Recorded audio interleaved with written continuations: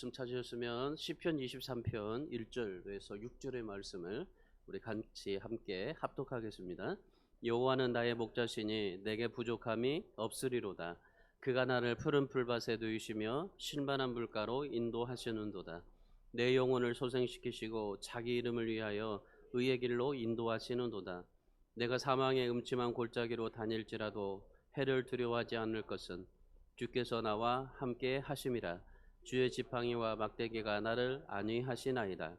주께서 내 원수의 목전에서 내게 상을 차려주시고 기름을 내 머리에 부으셨으니 내 잔이 넘치나이다. 내 평생의 선하심과 인자하심이 반드시 나를 따르리니 내가 여호와의 집에 영원히 살리로다. 아멘. 오늘 성탄절을 기대하면서 다시 오실 주님을 기다리는 오늘 저와 여러분에게 오늘 시편이 23편의 말씀이 여러분의 삶의 변화와 기적이 되고 또한 소망이 될 수 있기를 주님의 이름으로 축복합니다. 우리가 늘 잘 아시는 말씀입니다. 시편 23편 늘 암송하기도 하고 그리고 또 우리가 늘 하나님의 말씀을 가지고 살지만은 근데 이 너무나 쉽게 아는 말씀이 우리에게는 늘 놓칠 때가 참 많아요. 시편 23편 말씀을 너무나 잘 아면서도 우리가 이 하나님의 말씀을 늘 묵상하고 지켜지고 이 말씀이 우리에게 힘이 된다는 사실을 잊어버릴 때가 많습니다. 저도 늘 힘들고 어렵고 답답할 때면 항상 이 시편 23편 1절과 6절의 말씀을 늘 묵상하면서 그리고 암송도 해보고 또 그 마음을 가지고 삽니다. 다윗은 어떻게 힘들었을 때 말씀으로 이겨낼 수 있었을까? 그 생각을 하면서 오늘 시편 23편의 말씀을 다윗의 모습을 상상을 해봐요. 그리고 그 다윗을 통해서 하나님께서 어떻게 역사하셨는가를 다시 한번 그 사랑을 느끼고 찾아보게 되는 겁니다. 미국의 32대 대통령이 누구냐면은 플랭클린 루즈벨트라는 그런 분입니다.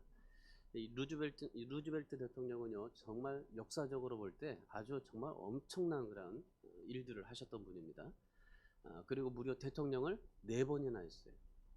그러니까 이 4번 정도 할 정도면은 어떻게 정말 그 대통령을 4번이나 할 수 있을까 한번 생각해 보세요. 그리고 대통령이 되고 나서 재선되기도 참 힘들잖아요.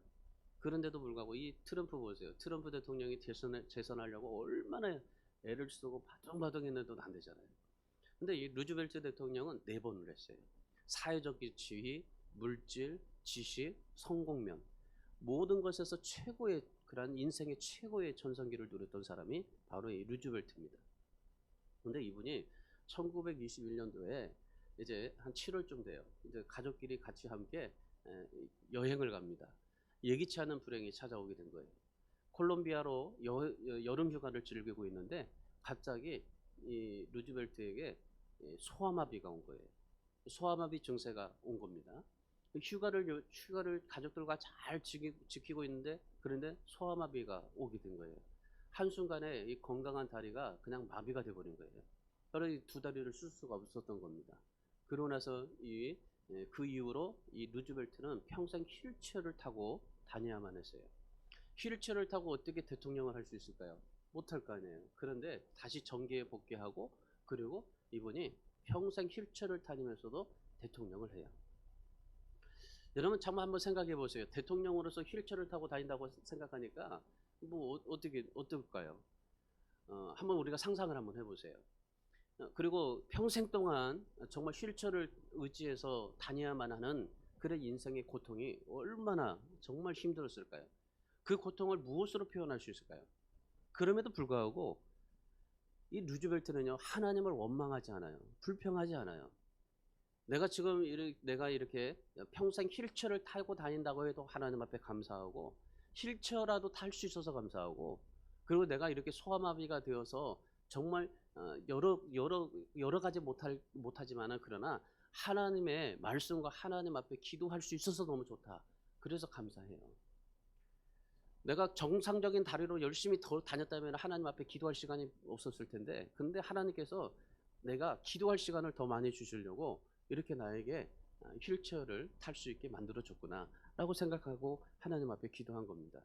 그래서 열심히 하나님의 말씀과 기도를 묵상하면서 사실다가 이분이 하나님께서 이렇게 말씀을 하시더래요. 어느 날 시편 23편을 하루에 5번 읽어라. 하루에 5번을 읽는데 아침에 일어나서 한 번, 아침 먹고 한 번, 점심 먹고 한 번, 저녁 먹고 한 번, 그리고 잠자리 들기 전에 한 번. 꼭 그렇게 읽으라고 하나님의 기도하는 중에 말씀하시더래요. 그래서 이 루즈벨트 대통령이요, 평생 동안 하루에 5번씩 꼭 그렇게 읽었답니다. 일어나서 한 번, 아침밥 먹고, 점심 먹고, 저녁 먹고, 잠자기 들기 전에 항상 그렇게 시편 23편을 말씀을 읽는데, 그 말씀이 내게 주시는 말씀으로 믿고 읽었다는 거예요. 그래서 결국에 이분이 소아마비를 이겨내고 대통령을 4번이나 했던 것입니다. 우리 사랑하는 여러분, 여러분의 삶에도 고난이 올 때가 많아요. 그럴 때 이 루즈벨트처럼 시편 23편을 매일 5번씩을 한번 읽어보시기를 바랍니다. 그러면 여러분의 삶 속에서도 놀라운 변화와 다시 일어설 수 있는 그런 힘과 용기가 일어나게 될 줄 믿습니다. 예수님께서 마태복음 17장 20절에서 그렇게 말씀하셨잖아요. 만일 너희에게 믿음이 겨자씨 한 알만큼만 있어도 이 산을 명하여 여기서 저리로 옮겨지라 하면 옮겨질 것이고 또 너희가 못할 것이 없으리라. 우리는 하나님 앞에 신앙생활할 때 어떤 큰 믿음을 생각해요. 그래서 크게 하나님 앞에 좀 드려야 되겠다.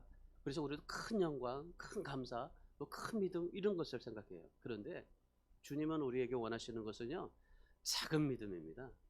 작은 신앙이에요. 작은 신앙이라도 주님을 믿고 의지하면 어떤 산도 옮길 수가 있을 거다. 왜 그렇습니까? 내게 작은 믿음이지만은 거기에 하나님이 함께 하시니까, 그러니까 하나님께서 그 산을 옮겨주겠다는 겁니다.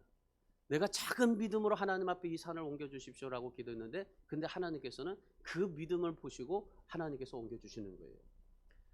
저기 대구에 가보면요, 어떤 교회 하나가 있는데, 그 교회는 이 산이 하나가 있어가지고 저기 시내하고 그 돌아가려면 30분을 돌아가요. 직선으로 가면 5분이면 가는데, 그 산을 뚫고 가면 5분이면 가는데 도는데 30분이에요. 그러니까 하나님 앞에 기도했대요. 하나님, 마태복음 17장 20절에서 그 정말 겨자씨 하나 같은 믿음만 있으면 이 산을 옮길 수 있다는데, 하나님 이 산을 좀 옮겨달라고 그렇게 기도를 했대요. 그렇게 5년 넘게 막 기도하고 있는데 하나님이 안 들어주대요. 그래서 하나님 앞에 정말 하나님 내 작은 믿음이라도 하나님 앞에 드리니 이 산 좀 옮겨달라고 했더니, 마침 그 도로가 그 산으로 나가지고 그 산을 도로공사에서 다 없애버렸다는 거예요. 그래가지고 그 산을 뚫어가지고 5분 내에 됐다는 겁니다. 그러니까 이 산을 옮길 만한 믿음, 바로 그게 믿음이에요. 그러니까 나의 믿음은 하나님 앞에 그렇게 드렸는데, 근데 하나님께서는 그 산을 다 없애가지고 그냥 평지로 한국도로공사에서 만들어줬다는 거예요. 여러분, 내가 어떠한 믿음을 가지고 있느냐예요.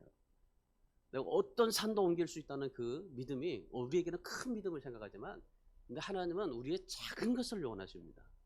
하나님 우리의 어떤 큰 것보다도 작은 것, 진짜 작은 것을 믿고 하나님을 의지할 수 있는 그 믿음. 여러분 머릿속으로 한번 들여다보세요. 여러분의 머릿속을 한번 들여다보면은 믿음보다도 두려움이 가득 찰 거예요. 기도보다도 문제거리를 더 생각하게 될 겁니다. 우리 머릿속은 그래요. 그런데 우리가 정말 우리의 그 작은 믿음과 그 주님이 함께 한다면 우리의 삶이 불가능해서 가능하게 될 것이고, 우리의 불행이 하나님 앞에서 축복으로 바뀌어지게 될 줄 믿습니다. 오늘 이 본문 너무나 잘 아시는 말씀인데, 시편 23편 말씀은 다윗이 쓴 시입니다. 오늘 이 본문에서 우리의 인생에 어떻게 삶을 살아갈 수 있는지 그 방법을 가르쳐 주는데, 예수님께서 이 세상에 오셔서, 그리고 예수님이 이 세상에 오신 이유와 예수님이 이 세상에 오셔서 우리에게 어떠한 일을 하실 건지에 대한 말씀이 오늘 본문의 말씀입니다. 다윗은 어렸을 때부터 양을 치는 목동 생활을 했어요. 양떼를 물가로 몰고 가야 되고, 또 추위를 피할 수 있도록 양떼를 인도해 줘야 되고, 또 뿐만 아니라 양이 다치면 치료해 줘야 되고, 모든 것들을 이제 양을 이제 관리할 수 있는 그런 목동 생활을 했습니다. 이런 삶의 체험으로 시편 23편을 썼던 겁니다. 1절의 말씀해 보시면 그가 제일 첫 번째로 뭐라고 고백합니까? 여호와는 나의 목자시니라고 말합니다. 여호와는 나의 목자시니, 이 말은 무슨 말일까요? 하나님의 나의 모든 것을 다 아시고 일하고 계시고 모든 필요를 채워주신다라는 고백입니다. 그러니까 하나님은 나의 목자시니, 자기가 목자였잖아요. 자신이 목자여서 양들을 이렇게 쳤잖아요. 그러니까 양들을 그렇게 보살피고 양들을 몰고 가고 양들을 인도하고 양들을 모든 것을 다 했잖아요. 그러니까 그런 양들을 쳤던 그 모습을 생각하면서 이 다윗이 여호와는 나의 목자입니다. 그러니까 모든 필요를 채워주시고 모든 것을 하나님께서 해주신다는 겁니다. 목자라는 말이죠. 이 말씀을 가지고 예수님께서 요한복음 10장 11절에서 뭐라고 말합니까? 나는 선한 목자라 말씀합니다. 그러니까 이 다윗이 하나님을 나의 목자라고 고백을 하는데 예수님께서는 그래 나는 너희의 선한 목자가 된다. 그러면서 11절 이하에 보면은 예수님께서 이 세상에 오셨던 이유를 설명을 해줘요. 여러분, 예수님께서 이 세상에 오신 이유가 뭘까요? 예수님께서 이 세상에 오셨던 이유가 뭐예요? 누가복음 4장 18절 19절에 보면은 이렇게 말씀을 하세요. 자, 우리 한번 찾아볼까요? 누가복음 4장 18절 19절 말씀. 예수님께서 왜 세상에 오셨는가를 예수님이 사역을 시작하실 때 제일 첫 번째로 말씀하신 겁니다. 갈릴리 회당에서 처음으로 내가 왜 왔는지에 대한 말씀을 하시는 말씀이에요. 누가복음 4장 18절 19절 말씀. 자, 찾으셨으면 우리 같이 읽습니다. 자, 시작. 주의 성령이 내게 임하셨으니 이는 가난한 자에게 복음을 전하게 하시려고 내게 기름을 부으시고 나를 보내사 포로된 자에게 자유를, 눈먼 자에게 다시 보게 함을 전파하며 눌린 자를 자유롭게 하고 주의 은혜의 해를 전파하게 하려 하심이라 하였더라. 아멘. 예수님께서 이 세상에 오신 이유, 그리고 하나님께서 예수님을 이 세상에 보내신 이유가 뭡니까? 가난한 자에게 복음을 전하고 포로된 자에게 자유를 주고 눈먼 자를 다시 보게 하고 눌린 자를 자유롭게 하라. 이것이 하나님께서 예수님을 보내신 이유, 그리고 예수님이 이 세상에 오신 이유입니다. 가난한 자는 어떤 가난한 자예요? 우리가 어떤 이 물질적으로 가난함이 아니에요. 하나님의 은혜를 기대하는 심령, 그러니까 심령이 가난한 사람이에요. 그 가난한 자에게 복음을 전하고, 지금 우리는 모두가 다 부자인 것 같지만 가난해요. 우리 심령이 다 가난합니다. 우리는 뭔가 부족하게 삶을 살아가요. 그러니까 우리가 늘 부족하다 보니까 늘 우리가 가난해요. 육신적으로 가난보다도 내 심령 속에 너무나 가난해요. 그러니까 정말 우리의 그런 이 심령 속에는 너무나 정말 죄송한 말로 표현하자면 너무 거짓 그런 십성들이 너무나 많은 거예요. 그러니까 우리 심령 자체가 좀 부자가 돼야 되는데, 근데 우리 심령 자체는 너무나 가난해요. 가난해서 정말 쪼들리고 그렇게 삶을 살아가고 있어요. 여러분 한번 자신을 한번 뒤돌아보세요. 여러분 자신을 한번 생각해 보세요. 얼마나 내 심령이, 내가 겉으로는 먹고 마시고 뭐 많은 것을 누리지만은, 그런데 내 심령 속에는 얼마나 정말 부유한지를 한번 생각해 보세요. 고린도후서 8장 9절에서 그리스도의 은혜로 부유하게 하신다고 그래요. 예수 그리스도가 우리를 부유케 하시는 겁니다. 우리의 심령을 부유케 하시는 겁니다. 포로된 자를 자유롭게 한다고 했잖아요. 지금 우리 세상의 모든 사람들은 다 포로예요. 죄, 감정, 욕심, 이 모든 것들에 다 사로잡혀가지고 그냥 우리는 포로되고 있어요. 그러니까 우리는 마귀의 포로가 되어가지고 너무나 그렇게 살고 있어요. 그러니까 우리가 자유롭게 하나님을 믿고 예수 그리스도를 따르고 삶을 살아가는 사람이 많지 않다는 겁니다. 우리는 늘 모든 것에 포로되어 있어요. 돈의 포로가 되어 있죠. 돈 아니면 모든 것이 없다. 돈이 우리의 행복의 모든 것이 최고의 조건이다. 그래서 우리 돈에 사로잡혀 있죠. 감정, 욕심, 자존심 모든 것에 다 사로잡혀 있는 거예요. 갈라디아서 5장 1절에서 우리에게 자유를 주셨으니 다시는 종의 멍에를 매지 말아라. 하나님께서 이스라엘 백성들을 출애굽시켜 주셨어요. 출애굽을 시켜주고 다시는 애굽의 종의 습성을 버려라 하셨어요. 그럼에도 불구하고 이 출애굽에 있는 백성들은 늘 애굽을 생각해요. 애굽으로 돌아갔으면 좋겠다. 애굽에서 살았을 때 고기 먹은 것이 좋았다. 근데 늘 애굽에 대한 그러한 이 종의 멍에를 늘 지고 살아요. 여러분, 우리는 정말 예수 그리스도를 믿었다면은 다시는 종의 멍에를 매지 말아야 돼요. 이 죄와 욕심에 사로잡혀서 우리가 포로된 삶을 살아가지 말아야 돼요. 그래서 우리는 어떻게든지 이 포로에서 해방시켜 우리가 자유된 삶을 살아갈 수 있어야 돼요. 뭐든지 자유함을 가질 수 있어야 돼요. 내가 죄를 생각하면은 막 10년, 20년 전까지 죄를 다 끄집어내 가지고 자유함 없이 막 죄책감이 눌려서 삽니다. 주님이 뭐라고 하셨어요? 내가 회개하면 주님께서 동에서 서에 서로 먼 것 같이 하나님께서 모든 것을 지워주시고 희게 하시겠다고 하셨잖아요. 하나님이 우리를 용서해 주시겠다고 하셨어요. 그럼에도 불구하고 하나님이 나를 용서해 줬는데 자꾸 나는 그래서 20년 전까지 죄를 끄집어내 가지고 자꾸 그걸 또 회개하고, 이게 회개가 합당하지 않았나 싶어서 또 다시 또 회개하고. 우리가 이런 포로됨에서 매이지 말아야 돼요. 주님이 오신 이유는 이 포로된 것에서 자유하게 하셨던 겁니다. 이미 주님께서 이 세상에 오셔서 우리에게 심령에 가난함보다도 하나님께서 부유하게 만들어 주셨고, 우리의 포로됨에서 이제는 주님 안에서 자유함으로 바꿔주셨잖아요. 그럼 우리는 그거 믿고 가면 되는 거예요. 또 주님이 눈먼 자를 다시 보게 하려고 오셨다고 하잖아요. 요한복음 9장에 보면 날 때부터 맹인된 사람이 있어요. 날 때부터 맹인된 사람이 있어요. 그리고 많은 사람들이 이 맹인된 사람은 죄 때문이 그렇다고, 조상의 죄, 자기의 죄, 이 죄 때문에 그랬다고. 그럴 때 예수님께서 딱 하시는 말씀이 뭐라고 하냐면, 그는 죄 때문이 아니다. 눈을 뜨게 함으로 하나님의 영광을 받게 하려고 하는 것이다. 말씀하신 거예요. 그래서 우리는 뭐가 잘못되면요, 다 뭔가의 그런 죄 때문이다. 그리고 우리가 스스로 눈을 감아버려요. 그러니까 하나님 앞에 여러 가지 모든 것이 잘못되면 하나님이 나를 이렇게 사랑하지 않았나 싶어서 우리는 눈을 감아버려요. 근데 우리는 눈을 떠야 돼요. 영적인 눈이 떠져야 돼요. 영적인 눈이 떠져서 우리가 정말 주님이 세상에 오셔서 하셨던 모든 것들을 우리가 볼 수 있어야 되는 겁니다. 여러분, 우리가 뭔가 잘못된다는 것은요, 우리 죄 때문이 아니라 하나님의 영광을 받게 하시려고 하시는 뜻이 우리에게 있다는 사실을 이렇게 바꿔가는 거예요.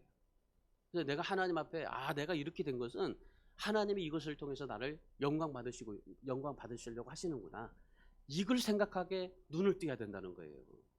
눈을 뜨지 못하면요, 이것이 죄 때문이야. 그렇게 되는 거예요. 근데 눈을 뜨게 되면은 이것을 통해서 하나님이 영광 받으시는 거야. 그렇게 생각이 되는 거죠. 마지막으로 눌린 자를 자유롭게 하려고 오셨다. 우리는 막 눌려요. 너무나 많이 눌려요. 얼마나 많이 눌려서 그런지 우울증도 오고, 잠자다 보면은 그냥 가위도 눌리고, 얼마나 마음으로 생각으로 눌리는 것이 너무나 많아요. 마음에 눌리고, 육신의 병에 눌리고, 스트레스에 눌리고, 분노나 미움에 불안으로 눌리고, 얼마나 정말 눌리는 것들이 많은지 몰라요. 눌리는 사람들이 너무나 많아요. 근데 주님께서 오신 것은 이 눌린 것을 자유롭게 하시려고 오셨다는 겁니다. 우리는 스스로 내가 눌리지 말아야 돼요. 예수 그리스도를 통해서 자유롭게 살아갈 수 있어야 되는 겁니다. 사도행전 10장 38절의 말씀해 보시면은 하나님께서 예수에게 성령과 능력을 기름 붓듯 하여 눌린 모든 사람을 고치셨다고 그래요. 그러니까 우리가 하나님 앞에 이 모든 눌린 것들을 고침받을 수 있는 것은 예수에게 성령과 능력을 기름 붓듯이 하셨기 때문에, 우리는 그 예수 그리스도 앞에 나간다면 우리는 모든 것에서 자유롭게 살아가게 될 줄 믿습니다. 예수님이 오신 것은 우리를 자유롭게 하시려고 하신 거예요. 우리를 더 고통스럽게 하고, 우리를 더 압박하고, 그리고 정지하고, 우리를 더 힘들게 하시러 오시는 것이 아니라, 우리를 어떻게든지 다 눈을 뜨게 하고, 정말 포로된 것을 다 해방시켜주고 자유롭게 하고, 그리고 모든 그런 이 심령의 가난함 속에서 하나님의 부유함을 주고, 모든 그런 것들을 주님께서 주시려고 오셨던 겁니다. 주님이 이런 것을 주시려고 우리에게 오셨는데, 그런데 우리는 뭘 보고 있냐 말이에요.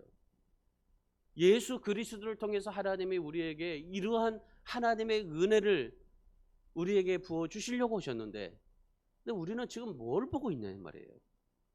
하나님께서 예수 그리스도를 통해서 우리에게 이러한 놀라운 그런 사실들을 우리에게 부어 주시는데, 그런데 우리는 자꾸 내가 스스로 눌리고, 그리고 또 가둬버리고, 그리고 내가 늘 그렇게 죄책감에 사로잡혀서 살아가고 있습니다.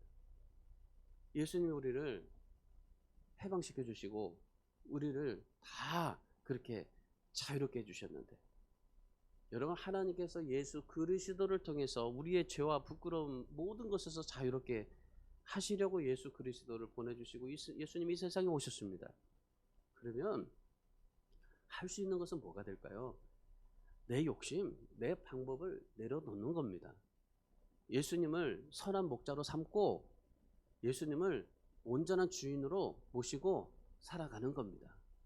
그러면 하나님께서 예수 그리스도를 통해서 보내주신 그 목적 이유를 통해서 우리가 좀 더 정말 하나님 안에서 행복한 인생을 살아가는 삶을 살아가게 될 줄 믿습니다. 오늘 다윗을 보세요. 다윗이 뭐가 그렇게 정말 하나님이 좋아서 하나님을 사랑해서 그렇게 살아갔을까요? 정말 원망하고 불평하고 뭐 시기하고 심지어 아들까지 정말 그렇게 아들로 인해서 도망 다녀야 되는 신세까지도 됐는데 얼마나 인생이 정말 힘들었을까요? 그런데 왜 다윗이 그렇게 하나님을 의지하고 하나님을 바라보고 살 수가 있었을까라는 것입니다. 왜 그랬을까요? 바로 이런 하나님의 은혜를 깨달았기 때문에 그래요. 하나님은 나에게 이런 좋은 것을 주시려고 하시는 거고 하나님의 영광을 받으시게 하시려고 하시는 것이지, 결코 나를 힘들고 정말 포기하고 답답하게 만들려 하는 것이 아니다라는 것을 다윗은 믿었기 때문입니다. 그 다윗은 예수 그리스도를 그렇게 하나님을 바라봤기 때문에 그렇습니다. 그래서 다윗이 맨 처음에 고백하는 게 바로 그겁니다. 하나님은 나의 목자십니다. 하나님은 나의 목자십니다. 오늘 우리는 예수 그리스도가 나의 선한 목자이십니다. 고백할 수 있는 우리의 여러분의 인생이 되기를 바랍니다. 하나님께 예수님을 목자로, 선한 목자로 보내주시고 선한 목자 되신 예수님께서 우리를 어떻게 인도해 주시는가를 오늘 말씀을 통해서 한번 보세요. 하나님께서 이 목자 되신 하나님이 다윗을 인도해 주셨던 것처럼 오늘 예수님께서 하나님이 예수 그리스도를 이 땅에 보내주신 이유가 오늘 본문에서 말씀해 주고 있는 겁니다. 목자 되신 예수님께서 우리를 어떻게 인도해 주시냐면 첫 번째로 부족함이 없게 해주십니다. 부족함이 없도록. 예수님께서는 우리에게 부족함이 없도록 만들어 주세요. 자, 1절의 말씀을 다시 한번 보세요. 여호와는 나의 목자시니 내게 부족함이 없으리로다. 세상은 다 부족해요. 모자라는 세상입니다. 문제는 환경이나 물질이 모자라서가 아니에요. 돈이 모자라서가 아니에요. 내 마음이 만족이 없다는 겁니다. 아무리 돈이 좋다고 해서 돈이 행복이라고 해서 돈을 요구해 보세요. 근데 돈이 있으면요 더 내가 갖고 싶고 얻고 싶고 누리고 싶은 거지, 결국 내 마음에 만족이 없는 거예요. 내 마음에 만족이 있다면요 내게 어떠한 돈이 있다 할지라도 그것으로 만족할 수가 있게 되는 겁니다. 사람이 얼마나 가지면 만족할 수 있을까요? 여러분, 한 10억을 가지면 만족할 수 있을까요? 10억만 있으면 평생 살 수 있다고 생각을 할 거예요. 그런데요 몇백억, 몇천억을 가져도요 만족하지 못하는 사람이 있더라고요. 옵티머스로 인해서 지금 구속된 거 보세요. 5,100억을 그렇게 모아가지고 했으면서도 만족하지 못하잖아요. 더 하고 싶어서 그러다가 감옥 갔잖아요. 여러분, 사람은 아무리 가져도 만족이 없는 게 사람입니다. 세상 것은요 먹으면 먹을수록 더 먹고 싶어지는 거예요. 가지면 더 가지고 싶고 누리면 더 누리고 싶은 겁니다. 이게 세상 것이에요. 우리가 참 이 세상 것이 그런 이 끌리는 게 있다는 것을 우리는 몰라요. 세상은요 더 많은 것을 누리고 싶은 거예요. 세상에 더 누리고 싶다 보니까 사람들이 잠을 잘 못 자잖아요. 왜 잠을 못 잡니까? 만족을 내 마음에 만족이 없기 때문에 그래요. 근데 만족해 보세요. 누우면 그냥 자요. 만족하니까 자지. 만족을 못 하니까 잠을 못 자는 거예요. 바닷물 같이요. 마시면 마실수록 더 마시고 싶은 것이 갈증을 느끼는 게 바로 사람입니다. 근데 세상 것들은 바로 그래요. 오늘 본문에 다윗을 보세요. 다윗이 정말 가지고 싶고 누리고 싶고 뭐 하고 싶은 거 많았습니다. 엄청 많았어요. 그런데 하나님을 목자로 삼으니까 부족함이 없더라 고백하잖아요. 하나님을 나의 목자로 삼으니까 내게 부족함이 없더라. 여러분, 하나님이 목자 되어서서 이 다윗을 부족함이 없도록 만들어준 게 아니라 다윗은 늘 부족하게 살았잖아요. 정말 힘들게 살았잖아요. 돈 없이 막 정말 쪼다리면서 삶을 살았잖아요. 그럼에도 만족한 삶을 살았어요.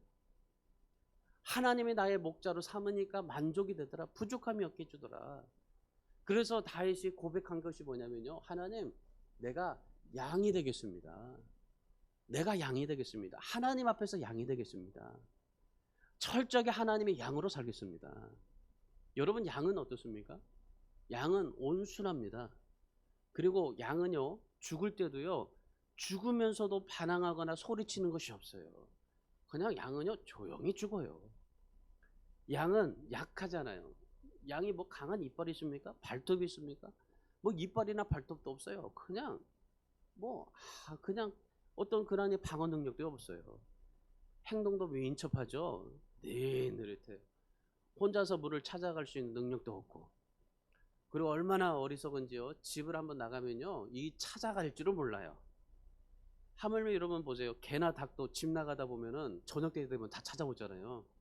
근데 이 양들은요, 못 찾아와요. 한번 놓치게 되면 못 찾아와요. 목자가 없으면요, 절대 못 찾아갑니다. 근데 양이 살아남을 수 있는 비결이 하나가 있어요. 그게 뭐냐면 목자를 믿고 목자를 따라가기 때문에 그래요. 목자만 믿고 목자만 따라가니까 그 양이 살아남는 거예요. 그랬더니 어떻게 될까요? 2절 말씀 보세요. 푸른 풀밭에 누이게 해주시고 실만한 물가로 인도해 주더라.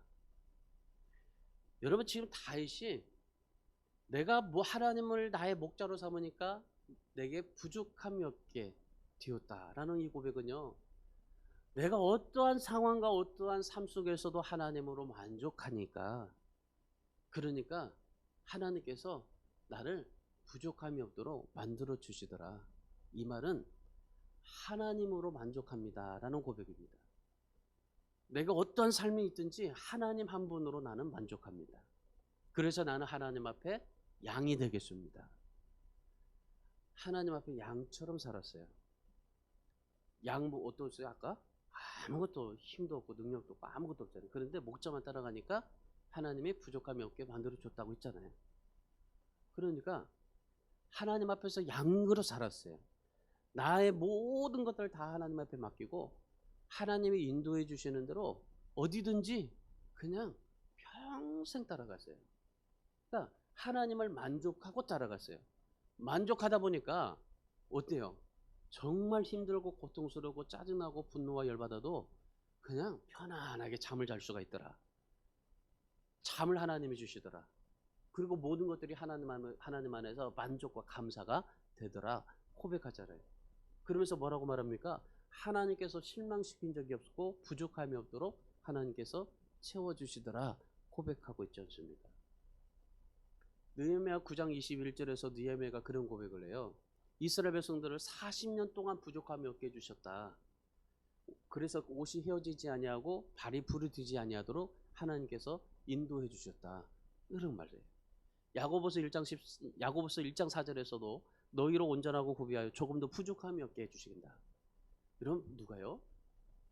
바로 한 목자 되신 하나님이 선한 목자 되신 예수 그리스도, 그 예수 그리스도께 모든 것을 맡기고 나의 목자로 삼고 하나님이 인도해 주시는 대로 그렇게 따라가니까, 그러니까 하나님께서 부족함이 없게 해주시더라라는 고백이었습니다. 이 부족함이 없도록 한다는 것은요, 만족함이 있게 만들어 주시더라라는 거였습니다. 오늘 예수 그리스도가 이 땅에 오신 것도 우리에게 부족함이 없도록 만들어 주시기 위해서입니다. 그런데 단서가 있잖아요. 내가 여호와를 목자 삼았더니 부족함이 없게 해주시더라. 내가 예수 그리스도를 나의 선한 목자로 삼았더니 그 예수님께서 다윗처럼 그렇게 부족함이 없도록 해주시더라 라는 고백입니다. 그래서 여러분, 하나님 앞에 양이 되시기 바랍니다. 예수 그리스도 앞에 양이 되시기 바랍니다. 늑대나 맹수가 되지 마세요. 여러분이 만약에 양이 되려고 한다면 발톱, 이빨 다 빼야 돼요. 여러분 고집 다 빼야 돼요. 똑똑함도 빼야 됩니다. 오직 목자 대신 예수 그리스도만을 철저히 믿고 따라가는 그 믿음만이 있을 뿐입니다. 그래서 양처럼 한번 살아보세요. 그러면 여러분에게 예수님이 선한 목자가 되어주셔서 여러분을 일설 동안 지켜주시고 부족함이 없게 해주시게 될 줄 믿습니다. 그 선한 목자이신 예수 그리스도를 의지해서 여러분 진짜 부족함 없는 인생으로 살아보시기를 주님의 이름으로 축원합니다. 두 번째는요, 나와 함께입니다. 나와 함께 하십니다. 나와 함께 하십니다. 4절의 말씀을 보세요. 4절에 보면 내가 사망의 음침한 골짜기로 다닐지라도 해를 두려워하지 않을 것은 주께서 나와 함께 하심이라. 주의 지팡이와 막대기가 나를 안위하시나이다. 주의 지팡이와 막대기가 나를 안위해 주는데 그 전에 뭐예요? 주께서 나와 함께 하십니다. 주님이 나와 함께 하셨을 때 주의 지팡이와 막대기가 나를 안위해 주시는 겁니다. 주의 지팡이가 막대기가 나를 안위하고 그 다음에 내가 주님과 함께함이 아닙니다. 주님이 함께 하니까 그 다음에 주님의 능력과 주님의 은혜와 주님의 모든 것이 우리에게 주어지게 되더라라는 것입니다. 근데 이 말씀을 보면 좀 이상해요. 뭐냐면 하나님을 목자로 삼으면 부족함이 없게 해주고 또 함께 해주신다고 했잖아요. 근데 하나님 앞에 함께 해주신다고 했는데 여러분 한번 생각해 보세요. 하나님을 목자 삼으면 실패도 안 해야 되잖아요. 감기도 안 걸려야 되잖아요. 편안하게 살아야 되잖아요. 근데 그럽니까? 안 그렇잖아요. 어려움을 당해요. 어려움 당하면 또 더 큰 어려움을 당하고 이유를 모르는 고통들이 우리에게 찾아오게 됩니다. 근데 양을 키워본 사람은 아는데요. 보통 양의 털이 있잖아요. 털이 굉장히 양들은 많잖아요. 털. 근데 이 털이 양의 털이요. 더러운 곳에서는 절대 잘 자라지 않아요. 여러분, 이 더러운 곳에서 양의 털이 자라지 않아요. 해발 300m 이상에서 자라야만이 양의 털이 정상적으로 잘 자라고 좋아요. 한번 여러분 보세요. 양의 털은 그냥 어떤 그런 더러운 곳에서 아니고 정말 해발 300m 가장 좋은 곳에서 양의 털이 자라요. 근데 여름이 되면요, 이 양들이 병나기 쉽습니다. 그래서 목자들이 이 여름에 꼭 이끌고 골짜기로 올라가는 거예요. 이 골짜기로 올라가는데 양들이 어떻습니까? 얼마나 힘이 들고 얼마나 위험해요. 목자가 이 올라가는데도 목자도 힘들지만은 근데 그 목자가 올라가는데 양들이 올라가요. 양들이 따라 올라가면서 얼마나 힘들겠어요. 그럼 우리가 보면 어때요? 목사가 무슨 일을 하면은 그 성도들이 따라올 때 뭐 얼마나 많이 힘들다고 고통스러워 왜 그렇게 하냐고 막 불평을 하잖아요. 근데 이 목자가 앞에서 이 험산길을 막 골짜기마다 막 가는데 그런데 그 양들은요 한마디 불평 없이 그냥 양들이 올라가요. 왜? 나 자신의 양의 털이 가장 좋게 만들어지기 때문에요. 그러니까 목자를 따라가는 이유는 양들이 자기의 털이 가장 좋은 털로 만들기 위해서. 여러분, 가장 좋은 털을 만들기 위해서는요, 목자를 아무리 골짜기를 힘들고 어려워도 따라갈 때 그때 여러분 양의 털이 가장 좋아지는 겁니다.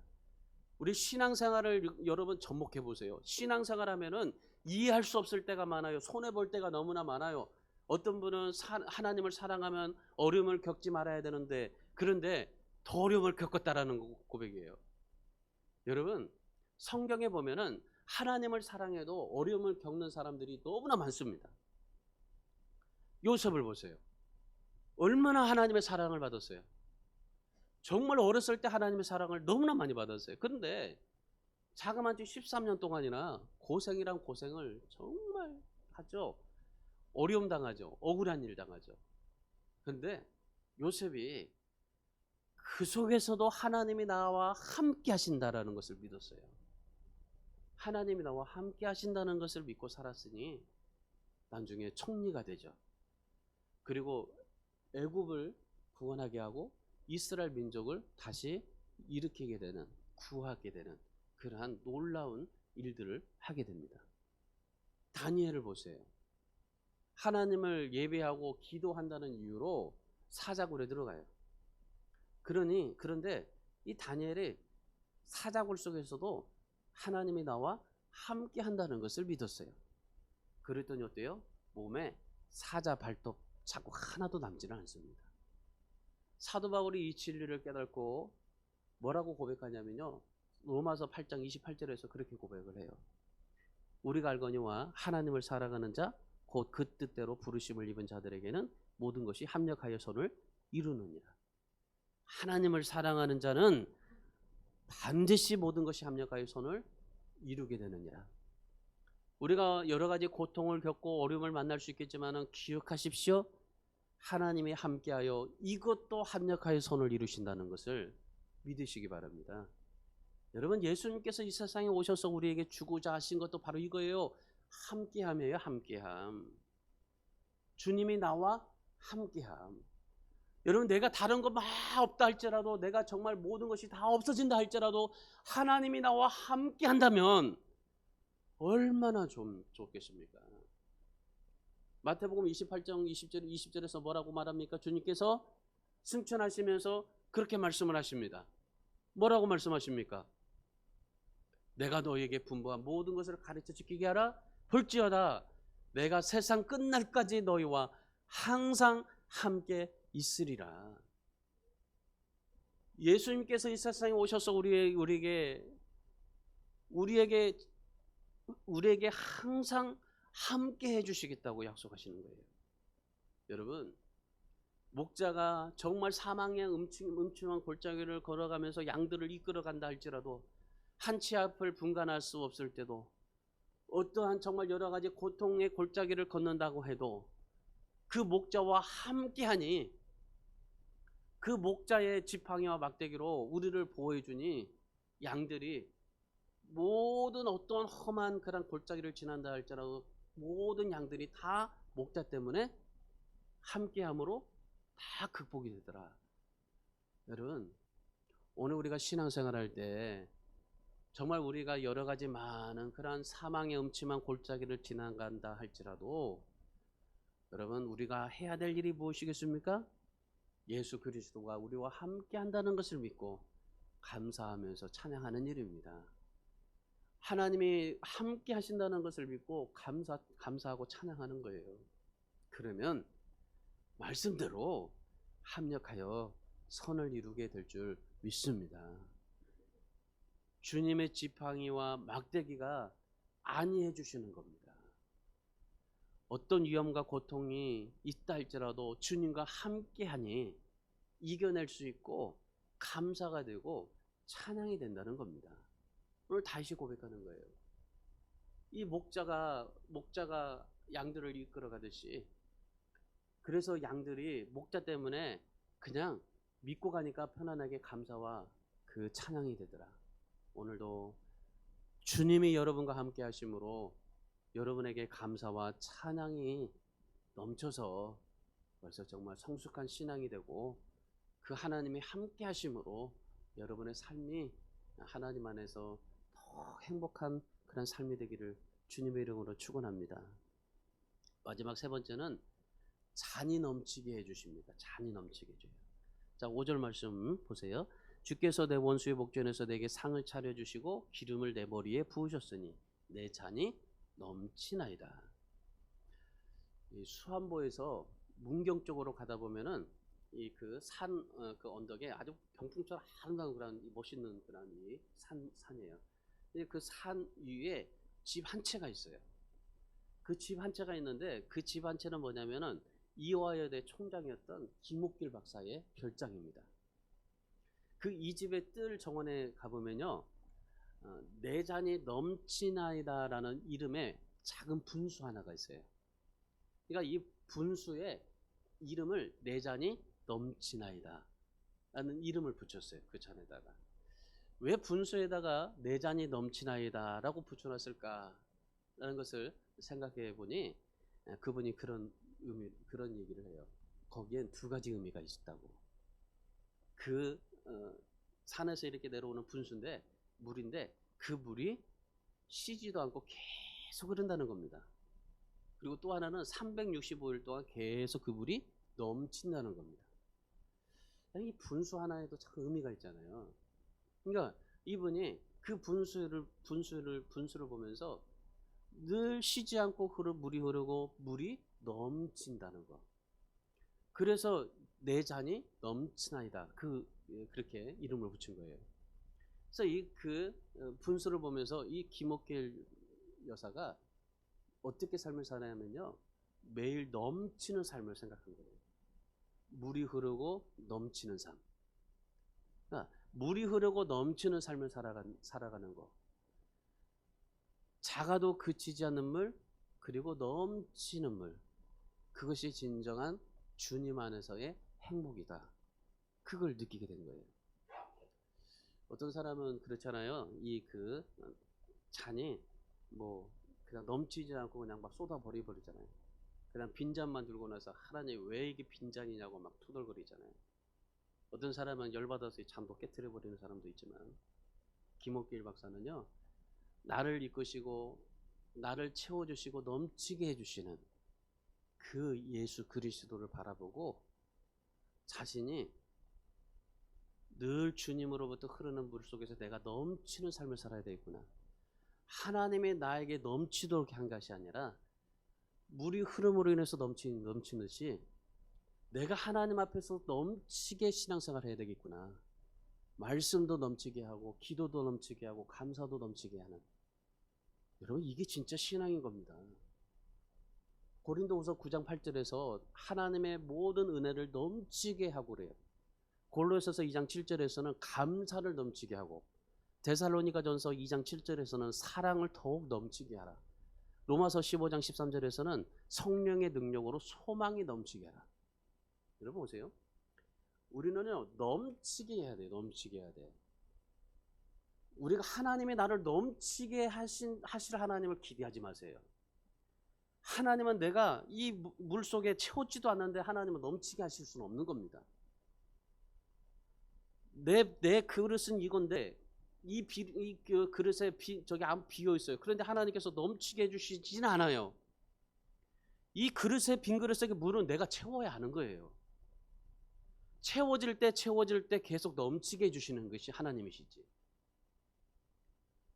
김옥길 박사가 생각한 거예요. 물이 흘러서 넘치게 하듯이 내가 하나님 앞에 신앙생활할 때 말씀을 채우고 기도를 채우고 감사를 채우고 내가 봉사를 채우고 헌신을 채우고 하나님 앞에 채웠더니 그거를 넘치게 하시는 것이 하나님이셨다라고 고백하는 거예요.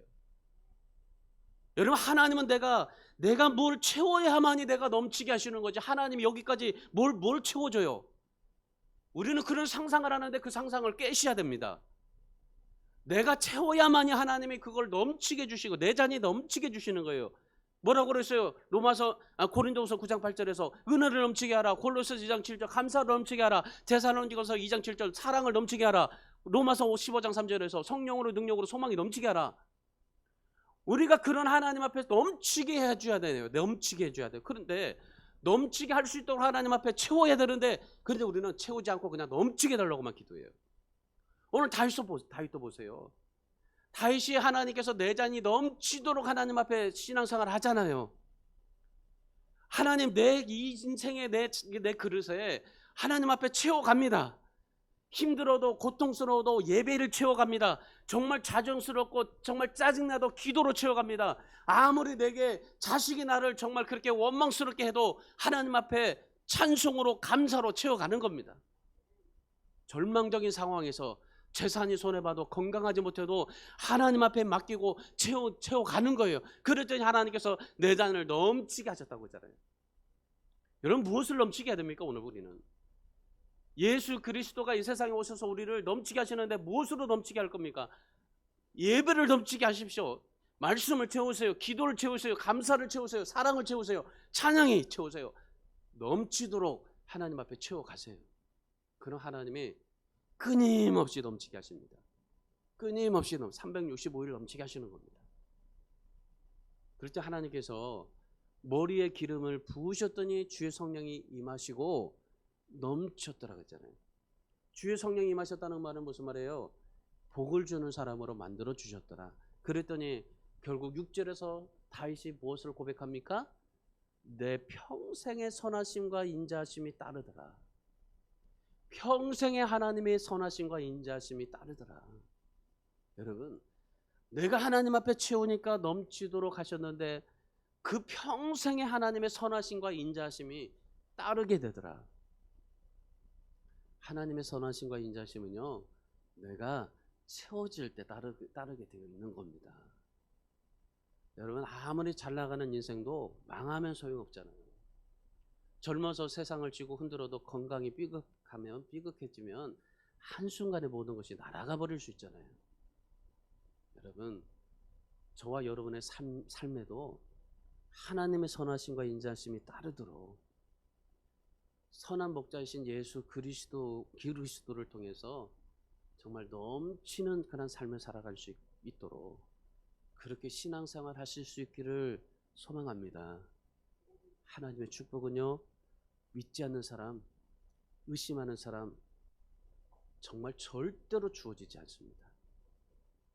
하나님 앞에 넘치게 신앙생활 할 때 주님께서는 우리에게 기름 부어주시고 복 있는 사람으로 만들어주시고 선하심과 인자하심이 평생 따르게 하시는 것입니다. 여러분의 인생에 평생의 선하심과 인자하심이 따르게 하려면 여러분 채우셔야 됩니다. 하나님의 축복을 누리고 행복한 삶을 살아가게 하시려면 넘치게 신앙생활 하셔야 됩니다.